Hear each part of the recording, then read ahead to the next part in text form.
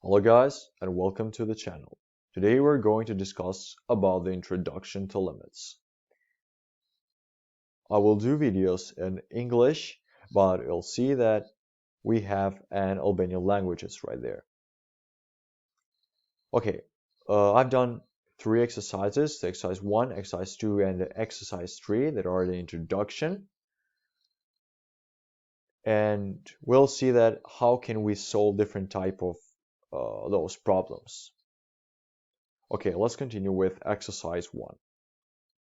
We have the limits when x goes to 2 of x squared minus 4 over x minus 2. When we replace the value of x equal to 2 at the limit, we'll see that we have an undefined form that is 0 over 0. In those cases, when x under the limit goes towards a finite number other than 0, then we must factorize the x minus x0. In those cases, x0 is equal to 2. So here we have that the limit when x goes to 2 of x squared minus 4 over x minus 2. In the numerator, we have the difference of squares. So I can factorize it as a minus b times a plus b.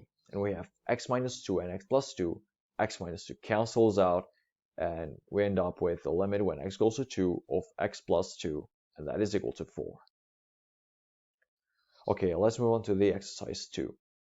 We have the limit when x goes to 4 of 1 over x minus 1 over 4, and all of it over x minus 4. In this case, when we replace x is equal to 4, we'll have the case of the undefined form 0 over 0. In the numerator above, we'll put in the common denominator and see what it gives us. So we have the limit when x goes to 4 of 1 over x minus 1 over 4 over x minus 4. We have the limit when x goes to 4 of 4 minus x over 4x over x minus 4. After we put in the common denominator, then we'll see that if we factor minus 1, we get the expression that we have in the denominator of the limit. Then we have the x minus 4 and x minus 4 that cancels out, and we'll then end up with a limit when x goes to 4 of minus 1 over 4x is equal to minus 1 over 16. We have an exercise 3. Limit when x goes to 9 of x minus 9 over the square root of x minus 3. In this case, we have form 0 over 0 again, but we cannot factor an x minus 9. The general solution of these limits is to multiply by the conjugate of the square root.